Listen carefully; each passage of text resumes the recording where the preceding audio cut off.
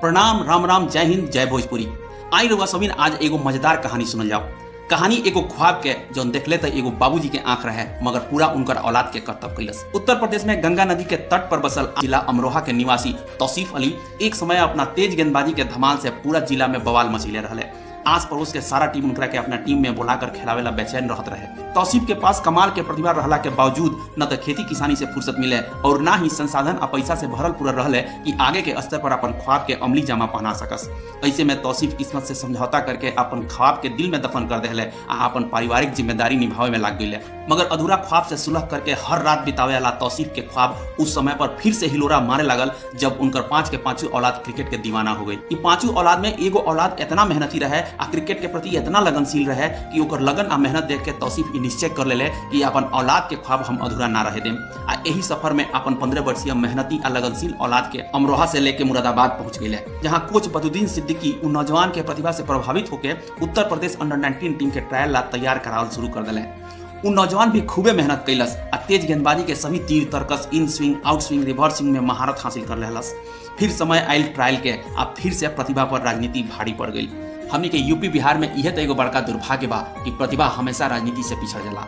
बतौर बदरुद्दीन सिद्दीकी साहब under-19 trial में बढ़िया गेंदबाजी कैला के बावजूद भी इन नौजवान के लेके अगला साल आवे के सलाह मिलल।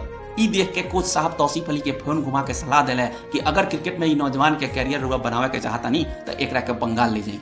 तौसीफ अली के भी ई सलाह बढ़िया लागल आ ऐसे ही नौजवान के सफर बंगाल तक पहुंच गई, जहां शुरुआत भइल डलहौजी एथलेटिक क्लब से।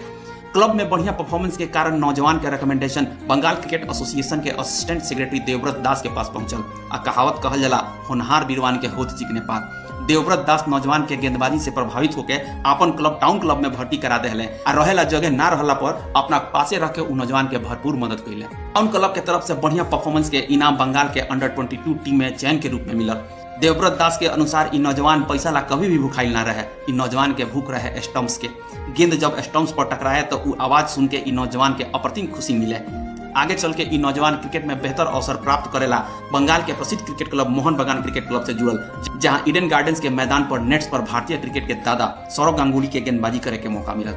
दादा के पारखी नजर इन नौजवान के प्रतिभा के तुरंत पहचान लेलस आ दादा के ही रिकमेंडेशन पर सत्र 2010-11 के रणजी ट्रॉफी ला बंगाल टीम में इन नौजवान के चयन हो गई। जेकर बाद अपन लगन आ मेहनत से इन नौजवान भारतीय क्रिकेट के चमकदार सितारा बन गई।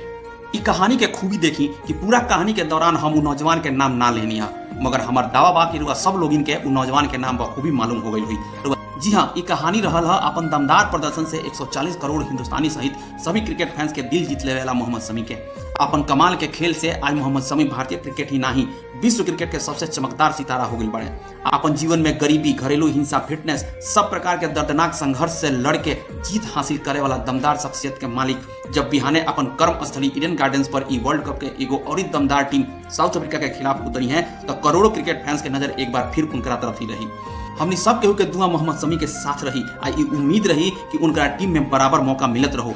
काहे से कि 2019 वर्ल्ड कप के सेमीफाइनल में हार के एगो बहुत बड़का कारण ई भी रहे कि पूरा वर्ल्ड कप में हैट्रिक सहित दमदार प्रदर्शन करला के बावजूद भी सेमीफाइनल में उनकरा के प्लेइंग 11 में शामिल ना कइल गई रहे।